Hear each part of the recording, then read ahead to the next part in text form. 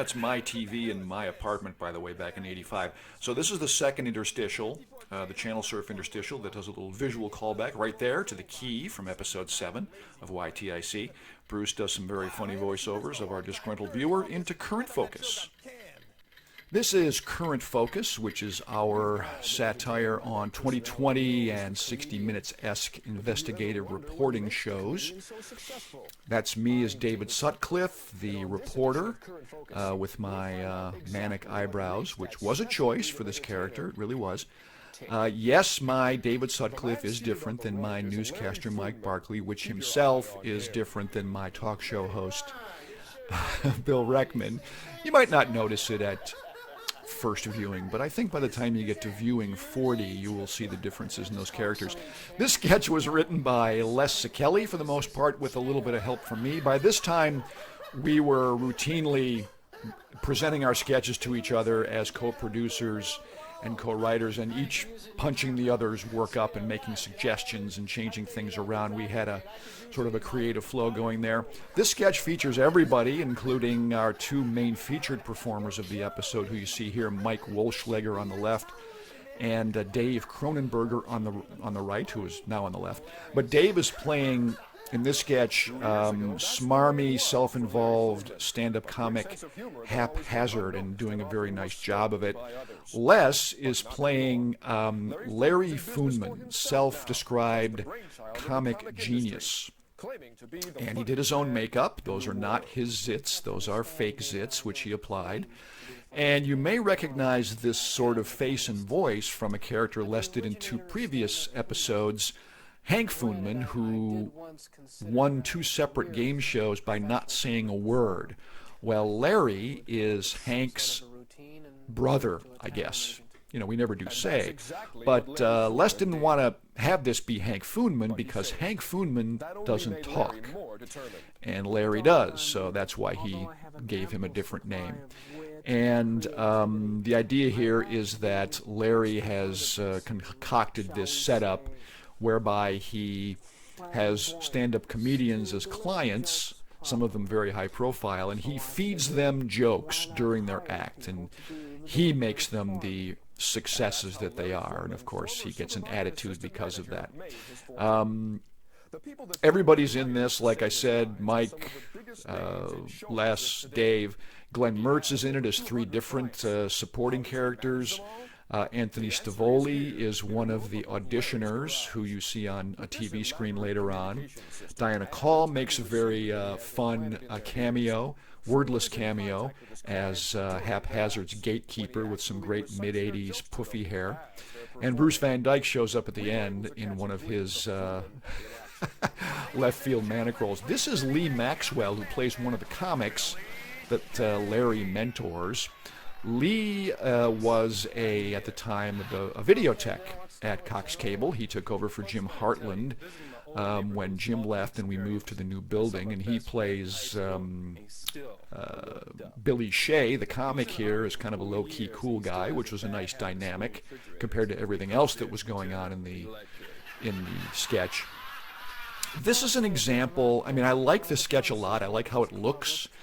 I think it moves well. I think it's more fun than funny, but I like it. I think it's an example of maybe the thing that thwarted us in terms of awards later and audience reaction. I think we got a little too inside, as I said before. I think this sketch is a little too inside, maybe for a mass audience.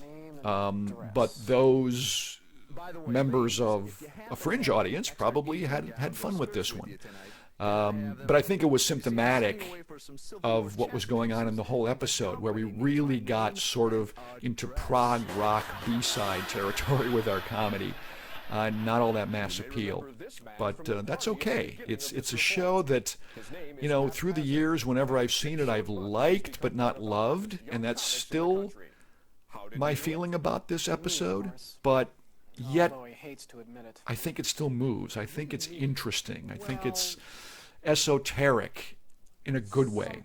And some of the character stuff Les does here is great. And by the way, this character and the character of Hank Foonman in the previous episodes, it's based on a guy we went to college with. right down to the facial zits. Here's Dave doing a great piece of work with me as Hap Hazzard, denying that he even knows Larry Foonman, as my eyebrows go crazy. But yeah, Dave does really nice work here. Congratulations to him. Nice stuff. This was all shot in various locations of our new Cox Cable facility, which we had moved into the previous winter. We were shooting this stuff in the summer of '85, as I said, over a period of almost 3 months. And that's the thing about this sketch and about the whole show. We were really going deep dives on takes. We did a lot of takes. We did a lot of hours on things, probably more than was necessary, but we were becoming more obsessive. And when I think back, episode 3, the half-hour show, was done in 4 different days. This took almost 3 months. We really took the filmmaking style, the single-camera filmmaking style, to an extreme. And there's a lot of stuff going on in this segment that required split-second timing, precision timing, like all of this. I mean, all these people are on video that Les interacts with on this TV screen. And so there are these long shots where we had to time these video rolls so that Les would hit his verbal marks, right on the money. And, it took a while, but I think it worked out. So, but there's a lot of stuff that I think looks seamless, but that actually was quite laborious to pull off. And John Gorsica, who's the videographer here, also is handling the lighting. And I think this looks really nice. I mean, John, we all had a shorthand sort of by now of how things were going to look and be set up, and the writing between Les and I was getting more and more shorthanded in terms of, our rhythms. And again, I think our craft really was still improving here, and it shows, but we were applying it to more esoteric stuff. So that was sort of a strange yin-yang there. This is where Hap Hazzard gets his comeuppance via Glenn Mertz pulling him. There's Dianna as his gatekeeper, pulling him off stage. But the other thing that was happening at the same time as our laborious production was going on is we were getting more attention from press locally and also cable press around the country. So we were also dealing with doing magazine interviews. We would have reporters visiting our shooting days, following us around for magazine articles. And so we were dealing with that stuff. So that was sort of not interfering, but increasing the challenge of getting these shoots done. It took us a long time to do this. We had a September premiere date for episode 8, September of '85, and it was all very organized in terms of shooting, but the edit took a lot longer than we thought. We were editing right up until the last couple of days before the premiere, and we actually did something that we didn't do before.